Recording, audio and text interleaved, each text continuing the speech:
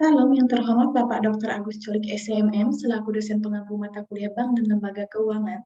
Perkenalkan, nama saya Marta Susila, saya dari Prodi Akuntansi kelas reguler plus semester 2 dengan NIM 2902-150103. Di sini saya akan membawakan materi seputar Bank Kalbar untuk memenuhi tugas kuliah dari mata kuliah Bank dan Lembaga Keuangan, yaitu dengan dosen pengampu Bapak Dr. Agus Colik SCMM.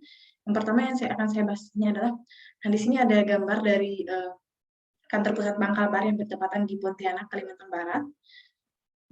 Yang pertama di sini akan dibahas yaitu profil Bank Kalbar. Bank Kalbar adalah lembaga keuangan.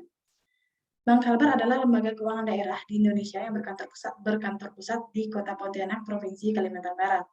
Bank Kalbar Bank Pembangunan Daerah Kalimantan Barat didirikan pada tanggal 15 April 1964 berdasarkan Peraturan Daerah Nomor 1 Tahun 1963 dengan bentuk hukum perusahaan daerah atau PD.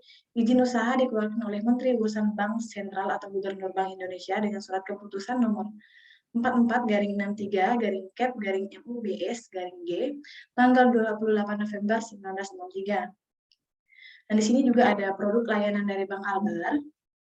Produk layanan yang pertama itu ada Giro, yang kedua itu ada Simpeda, yang ketiga itu ada Taserna, dan yang keempat itu ada tabunganku, yang kelima ada tabungan bekal, dan yang keenam itu tabungan siswa, dan yang ketujuh itu ada Simple. 8 ada Profita, dan 9 ada Deposito. Untuk produk layanan di Bank Kalbar itu ada 9, yaitu yang saya sebutkan tadi. Dan juga di sini ada latar belakang dari Bank Kalbar itu sendiri. Bank Pembangunan Daerah Kalimantan Barat didirikan pada tanggal 15 April 1964 berdasarkan Peraturan Daerah Nomor 1 Tahun 1963 dengan bentuk hukum perusahaan daerah PD.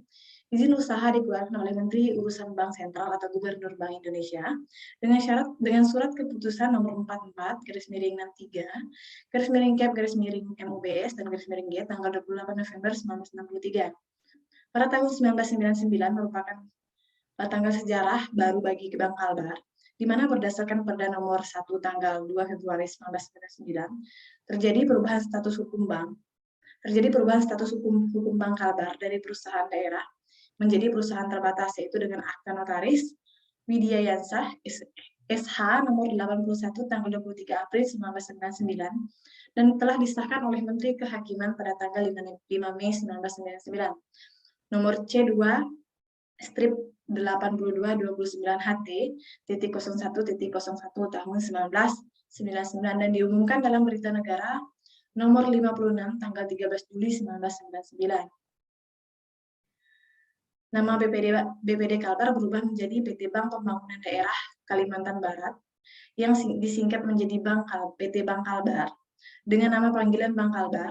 Berbagai keunggulan dimiliki Bank Kalbar sehingga tetap eksis di tengah persaingan yang semakin kompetitif. Antara lain, pemegang saham atau pemilik Bank Kalbar 100% terdiri dari pemerintah provinsi, kabupaten, dan kota se-Kalimantan Barat. Dengan demikian, masyarakat Kalbar merasa lebih memiliki dan ikut bersama-sama membangun serta mengembangkan Bank Kalbar.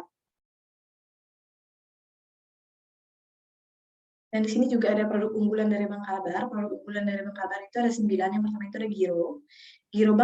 Giro Bank Kalbar merupakan simpanan berbentuk rekening untuk per orang sebagai pelaku bisnis maupun usaha. Dan yang kedua itu ada tabungan Simpeda. Simpanan pembangunan daerah merupakan produk tabungan bersama yang diselenggarakan oleh Bank Pembangunan Daerah BPD seluruh Indonesia. Yang ketiga ini ada tabungan Taserna, simpanan produk Bank Kalbar dalam rangka membangun potensi, mendukung pertumbuhan ekonomi daerah Kalimantan Barat. Dan yang keempat di sini ada tabunganku. Tabunganku merupakan produk tabungan untuk perorangan guna menumbuhkan budaya menabung serta meningkatkan kesejahteraan masyarakat. Dan yang kelima ini ada tabungan bekal.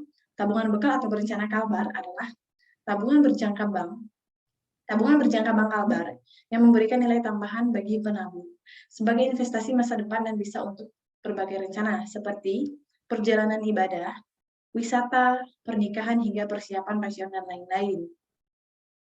Yang keenam ini ada tabungan siswa. Tabungan siswa simpanan siswa sejahtera adalah produk tabungan berjangka Bank Kalbar yang memberikan nilai tambahan bagi penabung sebagai investasi masa depan untuk keperluan pendidikan.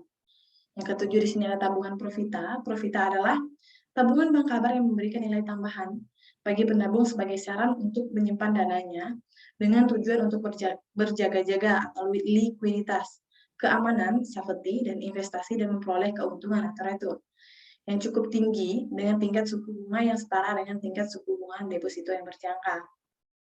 Dan kedelapan di sini ada simple. Simple adalah tabungan untuk siswa atau siswi yang diterbitkan secara nasional oleh bank-bank di Indonesia dengan persyaratan mudah dan sederhana, serta fitur yang menarik dalam rangka edukasi inklusi keuangan untuk mendorong budaya menabung sejak dini. Diperuntukkan bagi siswa PAUD, TK, SD, SMP, SMA, madrasah, atau sederajat yang berusia di bawah 17 tahun dan belum memiliki KTP. Dan untuk yang ke-9 di sini ada deposito. Deposito Bank Kalbar merupakan salah satu pilihan untuk berinvestasi dengan aman dan menguntungkan. Dan di sini juga ada tindakan Bank Kalbar dalam menghadapi persaingan industri. Yang pertama ini ada kendati industri perbankan masih cukup kuat dari segi permodalan. Otoritas Jasa Keuangan mendorong agar pelaku industri lebih serius melakukan pembenahan agar siap menghadapi tantangan. Oke, sudut pertama itu yang harus diperhatikan dari bank tersebut untuk menghadapi tindakan persaingan industri yaitu permodalan.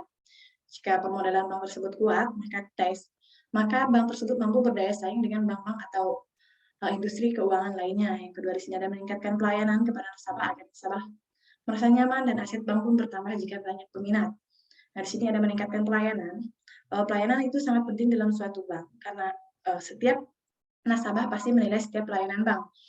Di mana pelayanan bank yang mampu memberikan kenyamanan pada nasabah, maka nasabah akan menjadi peminat terbanyak di suatu bank karena aset bank itu tergantung pada nasabah. Jika bank tersebut tidak memiliki nasabah, maka modal bank tersebut kemungkinan bank tersebut akan redup karena meningkatnya pemerosotan atau penurunan dana dalam bank tersebut. Yang ketiga di sini ada meningkatkan produk unggulan dan produk lainnya agar nasabah tertarik dengan produk tersebut dan dengan produk unggulan memikat banyak nasabah agar mampu bersaing dengan industri keuangan lainnya.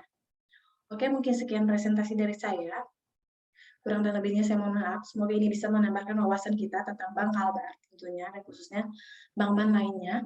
Dan untuk menambah wawasan kita terutama pada mata kuliah bank dan lembaga keuangan. Sekian saya ucapkan, terima kasih.